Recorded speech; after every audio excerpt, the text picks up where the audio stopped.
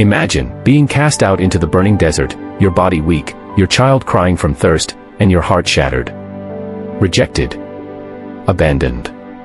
Alone. This is the story of Hagar. It all began with a woman named Sarai, a woman who carried a promise from God, a promise that her husband, Abram, would be the father of many nations.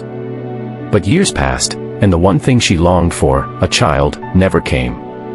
Desperation does things to a person, and Sarai. She was desperate. One evening, she looked at her Egyptian servant, Hagar. Young. Strong. Fertile. And an idea was planted in her mind. What if Hagar bore the child instead? Sarai approaches Abram, speaking in hushed tones. She whispers anxiously, "The Lord has kept me from having children. Sleep with my servant. Perhaps I can build a family through her." Abram, deep in thought, finally nods. And so, Hagar's fate was sealed.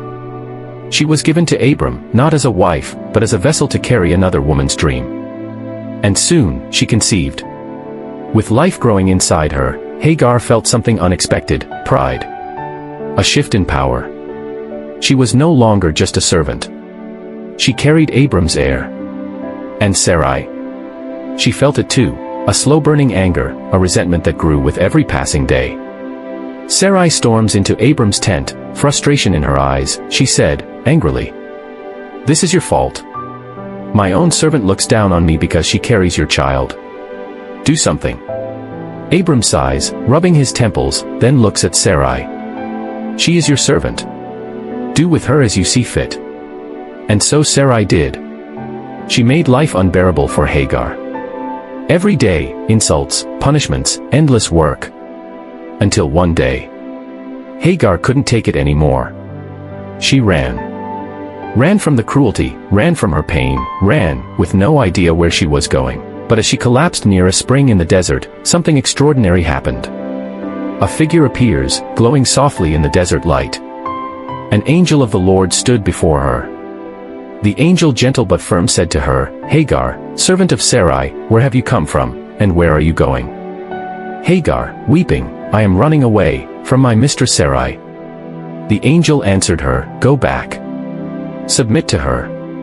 For the Lord has heard your misery. And know this, you will have a son. Name him Ishmael, for the Lord has heard your cries. He will be a wild man, his hand against everyone, and everyone's hand against him. But he will survive. He will become a great nation." For the first time, Hagar felt seen. Not as a slave. Not as an outsider. But as a woman whom God noticed.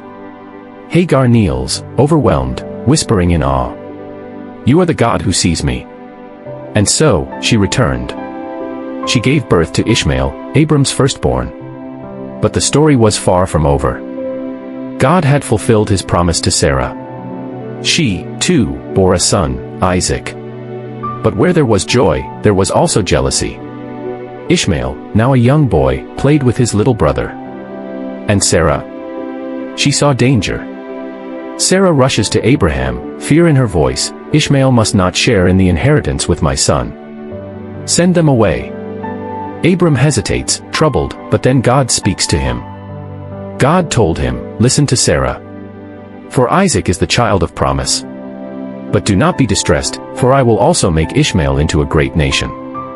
Hagar and Ishmael were then sent away with only a skin of water and some bread. And so, Hagar wandered into the wilderness, again. While in the wilderness Hagar wept, "I cannot watch my son die." Hagar turns away, crying, when suddenly, a voice calls out, "Hagar, do not be afraid. God has heard the boy's cries. Lift him up. Take his hand. For I will make him into a great nation." And so, Ishmael lived. He grew strong. He became an archer, a survivor of the wilderness. And from him came a mighty nation. Hagar's story is one of pain, but also purpose. Of being cast out, but also chosen. She was a slave, yet she was seen. She was abandoned, yet she was not forsaken. And her son, he was destined to be a great nation. So, the next time you feel unseen, unheard, forgotten, remember Hagar. Remember the God who sees, and so, for everyone who has ever felt abandoned, rejected, or forgotten, know this, the same God who saw Hagar in the wilderness sees you too. If you found this story powerful, don't forget to like, share, and subscribe for more incredible biblical stories that will inspire and uplift you. Until next time, stay blessed.